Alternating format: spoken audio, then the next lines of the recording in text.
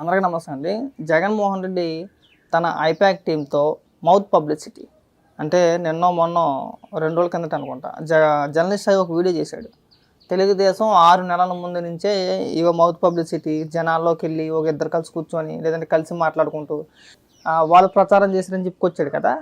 అయితే ఇక్కడ ఐపాక్ టీంతో జగన్మోహన్ రెడ్డి ఒక పెద్ద స్కెచ్ చేశాడు. మామూలు స్కెచ్ కాదు అది. ఇక్కడ చూడండి, ఇక్కడ ఒక ఫోటో పెడుతున్నాను. ఇక్కడ ఓ పైన ఒక వీడియో మాట్లాడుతుంది కదా పాప, ఆవిడే ఈవిడ వాళ్ళ ఐపాక్ టీం అన్నమాట.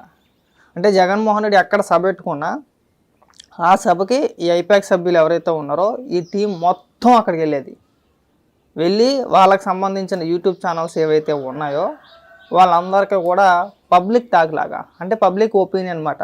జగన్మోహన్ రెడ్డి పరిపాలన ఎలా ఉందంటే ఇప్పుడు వీళ్ళు ఐపాక్ టీం నటించేస్తారన్నమాట. నటించి జీవించేస్తారు, మామూలుగా కాదు. మనం చూసాం కదా కొన్ని వీడియోలు బాగా వైరల్ అని. జగన్మోహన్ అంటే తోపు తురుముకాను. ఒకసారి వినిపిస్తాను చూడండి.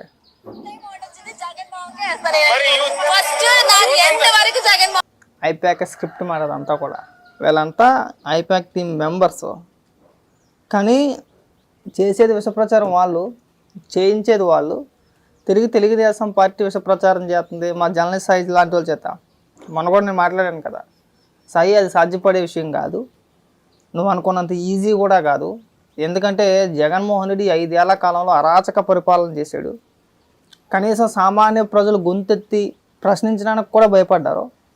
అలాంటిది నువ్వు ఏకంగా డైరెక్ట్గా టీడీపీ కార్యకర్తలు జనాల్లోకి వెళ్ళిపోయి మౌత్ పబ్లిసిటీ, బస్సుల్లోనూ టీ కొట్ల కాడ లేదంటే టిఫిన్ సెంటర్ల కాడ విష ప్రచారం చేశారనో లేదంటే జగన్మోహన్ రెడ్డి రాష్ట్రాన్ని నాశనం చేశాడని ప్రచారం చేశాడని ఒక వీడియో చేసావు. నేను ఆ రోజే చెప్పాను సాధ్యపడుతుంది సాయి, నమ్మేటట్టుగా ఉండాలి మన వీడియో చేస్తే. జగన్మోహన్ రెడ్డి అంత స్వేచ్ఛ ఎవరికి ఇచ్చాడని నిన్నమొన్నటిదాకా నాయకులే మాట్లాడడానికి భయపడ్డారు. ఆ మాట వాస్తవం. ఏదో రకంగా కేసులు పెట్టి ఏదో రకంగా లోపల వేయాలని చెప్పి చూస్తున్నాడని చెప్పేసి అని ఒక ఇది ఉండేది. దాని గురించి అయిపోయింది. సరే, ఈ సాయి గురించి లేదంటే ఇటు గురించి పక్కన పెడదాం. జగన్మోహన్ రెడ్డి చేసిన ప్రచారాలు అవి. నేను అప్పటికే అనుకుని అలా చిన్న పిల్లలలో వాళ్ళకి ఏమీ తెలియదు, రాష్ట్రం అంటే తెలుసు ఏమీ తెలియదు అని చెప్పి నేను అనగానే, మరీ పరిపాలన గురించి అంత డెప్త్గా ఆలోచించి అంత డెప్త్గా మాట్లాడే వ్యక్తులు కూడా కాదు. ఒక స్క్రిప్ట్ మన చేతిలో ఉంటే తప్ప, ఒక స్క్రిప్ట్ వాళ్ళకి ఇస్తే తప్పితే అంత చిన్న వయసులో అంత ఇదిగా మాట్లాడే అంత ఇది ఉండదు. అలాంటిది వాళ్ళు ఎరగదీసేవారు. చిన్న బుడ్డాగాళ్ళు కానీ లేదంటే ఒక మిడిల్ ఏజ్ అంటే ఒక 18, 19, 20 వాళ్ళు ఉన్న వాళ్ళు కూడా స్పీచ్లు ఎరగదీసేవారు. అందులో ఇలాంటి వ్యక్తులు అన్నమాట. జగన్మోహన్ రెడ్డి ఐపాక్ టీంని ఎందుకు మెయింటైన్ చేస్తాడంటే ఎందుకే మెయింటైన్ చేస్తాడు. 2019 సేమ్ స్క్రిప్ట్, 2024 సేమ్ స్క్రిప్ట్, ఇంకా ఆస్త ముందుకెళ్ళారు అంతే. అంటే జనాల్లోకి ఎలా తీసుకెళ్ళాలి, జగన్మోహన్ రెడ్డి ఒక వీరుడు, ధీరుడు, సూర్యుడు, గొప్ప పరిపాలకుడు. జగన్మోహన్ రెడ్డి లేకపోతే ఆంధ్రప్రదేశ్ అనేది ఉండదు. ఆంధ్రప్రదేశ్లో ప్రజలకు అన్నం కూడా దొరకదు. ఇవాళ జగన్మోహన్ రెడ్డి దయ వల్లే ఆంధ్రప్రదేశ్లో ఉన్న ప్రజలందరూ కూడా గుడముక్కలు వేసుకుంటున్నారు, ఆనందం తింటున్నారు అని చెప్పేసి అని ప్రచారం చేశారన్నమాట. చేయించాడు జగన్మోహన్ రెడ్డి. ముఖ్యంగా జగన్మోహన్ రెడ్డి చేయించాడు, వాళ్ళ చేత చేయించాడు. ఇవాళ కూడా ఐపాక్ నట్టు పెట్టుకొని ఐపాక్ అంటే నాకు ప్రేమ, మీతోనే నేను ఇంకా ప్రయాణం చేస్తాను, 2029 కూడా మీరు నాతోనే ఉండాలి, నేను మీతోనే ప్రయాణం చేస్తున్నాను, నేను ఎందుకు మాట్లాడుతున్నాడు అనుకుంటున్నారు ఈ ఎలివేషన్లకి. గత సంవత్సరం కాలం బట్టి చూసుకుంటే ఎక్కడ చూసినా కానీ కొన్ని వీడియోలు వైరల్ అయ్యాయి. ముఖ్యంగా మహిళలకు సంబంధించిన వీడియోలు. ఆ మహిళలో మెజారిటీ ఐపాక్ టీం సభ్యులే వాళ్ళు. అంటే వాళ్ళే ఆ ప్రజల మధ్యలోకి వెళ్ళి ఆ సభకు తీసుకొస్తారు కదా. జనరల్గా జగన్మోహన్ రెడ్డి ఎక్కడైనా సభ పెట్టుకున్నాడంటే ఆ చుట్టుపక్కల ప్రాంతాల నుంచి, ఆ చుట్టుపక్కల ఏరియాల నుంచి కొన్ని వందల బస్సులు ఎట్టేసుకొని జనాలను బెదిరించో మభ్యపెట్టో ఏదో ఒకటి చేసి అక్కడి నుంచి జనాలను అయితే ఖచ్చితంగా తీసుకొచ్చాడు. ఆ తీసుకొచ్చిన జనాలకి జగన్మోహన్ రెడ్డి ఒక వీరుడు, ధీరుడు, అయ్య బాబాయ్ ఈ పిల్ల ఎంత అలా చెప్తుందంటే నిజమేనేమో అవే తీసుకెళ్ళే ప్రయత్నం చేశాడు. అంటే జగన్మోహన్ రెడ్డి తెలివితేటలు చూడండి. కానీ ప్రజలు ఎవరు అమాయకులు కాదుగా. మనం ఎన్ని ఇక్కడ బాకాలు ఊదినా, మనం ఎన్ని చెప్పినా, ఎన్ని మాట్లాడినా రియాలిటీ వేరే ఉంటుంది, ప్రచారం వేరే ఉంటుంది. ప్రచారం చేసుకోవడం బాగానే ఉంటుంది, నమ్మిన వాళ్ళు కొంతమంది నమ్మితే నమ్మొచ్చేమో కాక, కానీ దెబ్బతున్నవాడు నమ్మడుగా. రియాలిటీ వేరే ఉంటుంది కదా. ఇప్పుడు నీ వల్ల నేను నష్టపోయాను అనుకో, నాకు నీ గురించి ఎవడు ఎంత గొప్పగా చెప్పినా కానీ నాకు తలకెక్కదు, నేను నష్టపోతున్నాను రా. ఇగో ప్రతి నెల నాకు ఇంత వచ్చేది కరెంట్ బిల్, నేను ఇంత కడుతున్నాను. లేదంటే పెట్రోల్ రేట్లు గతంలో ఎంత ఉండేది ఇప్పుడు ఇంత ఉంది. లేదంటే నిత్యావసర సరుకులు రోజు రోజుకి పెరిగిపోతూ ఉన్నాయి. ఎక్కడికైనా వెళ్దామంటే భయం వేస్తుంది.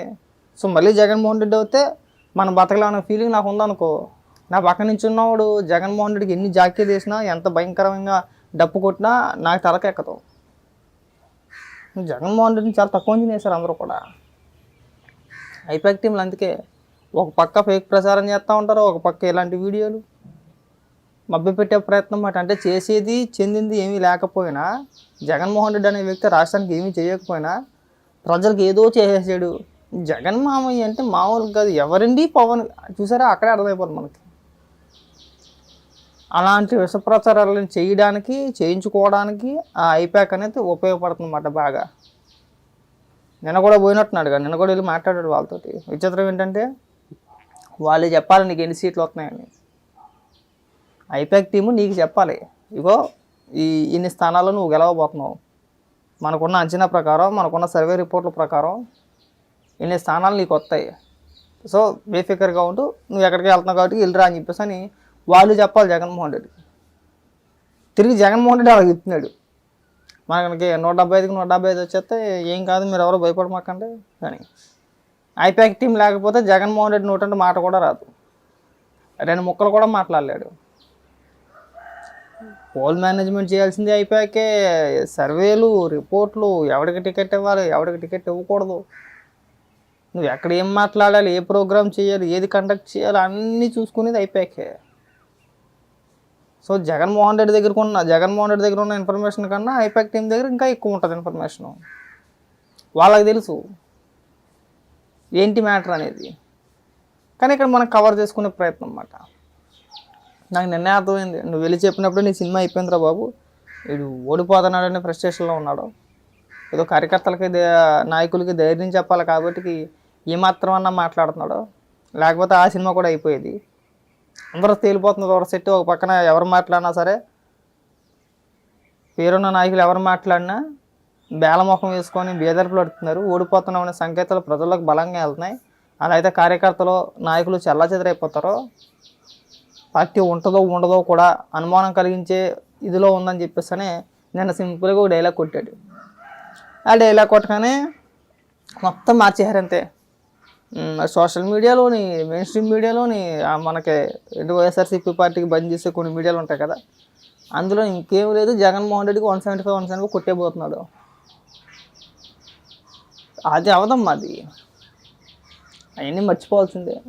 అవన్నీ కథ, ఊరికే కార్యకర్తలు మభ్య పెట్టడానికి ఏదో అన్నాడు కానీ అవన్నీ ఇప్పట్లో జరిగే వ్యవహారాలు ఏం కాదు, సర్దుకోండి అయితే.